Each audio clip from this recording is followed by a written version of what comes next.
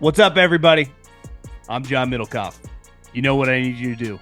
Subscribe to our YouTube channel. We got content for days reacting to every NFL game all the time, every single day. Subscribe, like the videos. Let's go. Okay, I did want to do something really quick on the state of the 49ers because it's pretty crazy what has happened to them over the last, I don't know, ever since the Deebo trade. They have lost.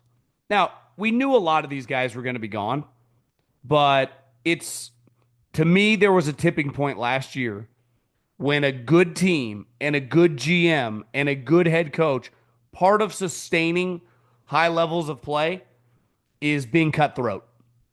Andy Reid's done it. Belichick made a career out of doing it. Bill Walsh became a legend because of it. Sometimes even guys you like and have won with, you got to say sayonara. And I don't ever remember a team regretting a contract faster, all while changing their business plan overnight, like the Brandon Aiyuk contract. Now, I'm not here to toot my own horn. I thought it was nuts last year that they were going to give him $75, $80 million guaranteed when their offense isn't built like that. And he was obviously got injured, but paying a guy that much money who's never going to catch more than 80 balls to me is insanity. And they had just learned their lesson a couple years previously with Deebo Samuel. And today, the 49ers just informed Kyle Juszczyk he's being cut. Like, in a vacuum, none of these moves are that crazy. Kyle Juszczyk's been on the team for 9 years. That is an incredible run in the National Football League. And that wasn't his first team, right? He had a 4-year career with the Ravens. Kyle Juszczyk has had an incredible career. And his run with the Niners was awesome. Was a part of every big game they ever had. Isn't that weird? No, I hate to say it, but not many teams, the fullback, changing the way teams play, even though I think Kyle will always use some sort of hybrid tight end. Hufanga, who might not even have been a starter anymore, but a couple years ago was an all-pro. Dre Greenlaw, if it's not for injury, is a lock starter. Charvarius Ward, 4-year starter for him. Aaron Banks, several-year starter at guard. Got a ton of money from the Packers. The number I saw, again, you never quite know. Seemed a little nuts. Their backup tackle, Jalen Moore, which is kind of a big deal given one of their best players, Trent Williams, also gets injured a lot. I just think that, and luckily, if you're the Niners, like, all your players are signing with good teams. I mean, Commanders, NFC Championship. The Chiefs will take Jalen Moore. The Broncos playoff team will take Hufanga and Dre Greenlaw. The Packers playoff team will take Aaron Banks. It's not like they're going to shitty teams. So it shows you, like, this team was one of the best teams in the NFL for a long time because of these guys. And I'm not even saying, like, they should sign all these guys. But it's just, like, you don't have to be this abrupt. This is how you sustain. Look at what the Chiefs did several years ago. Tyreek Hill, adios. And you could combine Deebo and Brandon Aiyuk, and they weren't as good as him in his prime. Andy Reid's cutthroat. You got to make those moves. And it does feel like, so the stories coming out about the 49ers, Mike Silver writing about Jed, wanting him to, like, not get so emotional. Like, listen, I respect this about Sean McVay. A couple years ago, he just, like, turned on guys. And he's even apologized he did it too publicly, but that's part of the business this is in. Like, you need to be able to pivot to a new player.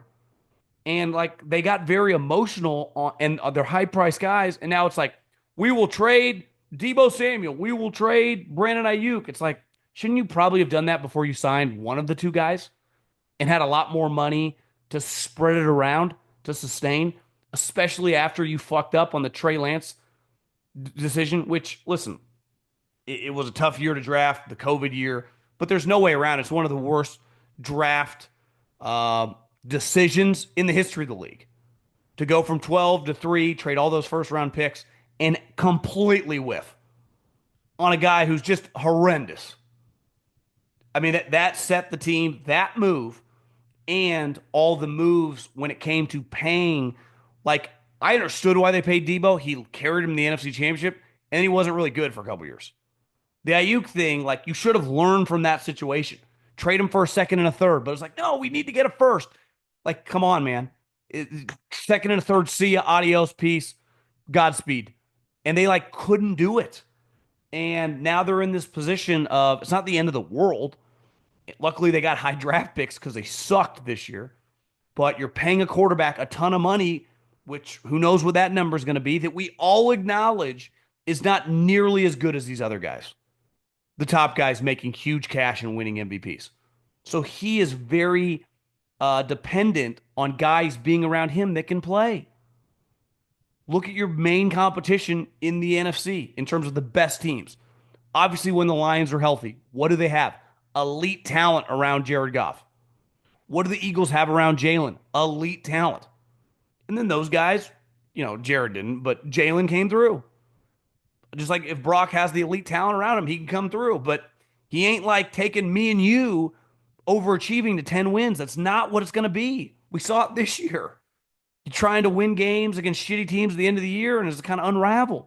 You need a really good team. And now I think it's pretty clear they're trying to do that Rams thing where you like punt off a bunch of guys and you like nail a bunch of draft picks for a couple years. It's like, well, are we sure you can do that? That's pretty difficult to do. It's a tough little move to make. So I just think it's a very, very fascinating, interesting offseason for the 49ers because this was one of the best rosters in the entire league. He had established himself as one of the best coaches in the league. They were one of the more well-run teams in the league. And now it just feels pretty chaotic. And like the coach got really emotional. Now the owners get like, and one thing I don't want to hear with Jed, and this story's kind of out there with Silver and some guys like about the money and the cutting costs. Give me a fucking break. This place has been an absolute cash cow, you know, like Nvidia for the last 5 or 6 years, printing unlimited money. We spent a lot too. Well, you made even more. That's why Jeffrey spends a lot because he's making way more. So I just like cutting costs. It's like, give me a fucking break. Whenever I hear about good teams talking about cutting costs, I want to throw up in my mouth. Doesn't mean you just pay whoever, right? But like the money it shouldn't even hesitate of where we have no problem allocating huge cash for good players. And it feels like, yeah, we're gonna pick our spots now. It's like, oh my God. I just think this thing is teetering. Now it's football, not freaking out over an off season. I love Hufanga, especially Greenlaw. Guys are injured. Charvarius had already established, like, I'm not coming back. He had a tragic situation. It was not even going to be an option. The Niners weren't going to pay him anyway, but like it was over. The Juszczyk thing, I love Kyle, like him personally. Um, Talked to him a lot over the years, but like also I do understand 9 years at that position. I mean, they almost cut him last year. They got him to take a pay cut again. Like I said, I'm not overreacting to one individual move. I do think this is all symbolic, and I think it just goes back pretty clearly to last season in the offseason when the Niners aren't used to getting played, and for a long time, they took advantage of everybody from Willis to Bowman. They could always get these guys to sign early and get these cheap team friendly deals. And the one big quarterback contract they had right before it really blew up, Kaepernick, they completely played his agent. It was a year by year contract. The Jimmy thing seemed crazy, and it actually was nothing. And Jimmy ended up playing on the team for like 6 years, or 4 or 5 years. So it didn't even matter. But I think they know like these players don't lose as much anymore. Like, even if you take a team friendly deal, you're still getting astronomical amounts of money now. So I'm not saying this is the NBA, but good players have a lot of juice. And last year, they were used to just typically, and Parag is one of the best in the league. But like Aiyuk won and took him to the cleaners in that negotiation. And that really rattled them. And it feels now they're pivoting, like, because they're so shook from that moment to now doing whatever's going on. And it's going to be fascinating to watch how this all plays out. Their team is not as deep because of the Trey Lance disaster. And they went from being this, like, I mean, absolute powerhouse to, like, I don't know. I don't feel as confident. I'm not, I wouldn't, their schedule's a joke. But if you said right now, especially with this stock market right now, Middlekauff, $5,000. Yes or no, playoffs. Like I just couldn't put it confidently on yes. I'd like to. I'd probably lean that way just because their schedule is so bad. But I don't know. They got a lot of unknown guys that are going to be in positions. And I'm watching these good teams just kind of like the Broncos add, Chiefs. They ain't going away. Add, right? Don't really like Najee Harris runs hard, $10 million, a little rich for my. But the Chargers ain't going away. They're going to keep adding and drafting. So the Niners, man, it's just and they're going to have who knows what this number is going to look like with Purdy, but it does feel just they're just at the point in time. If they were a boat, they'd be rocking and be like, I don't know if they're going to capsize, but doesn't feel like that's a very stable place to be right now.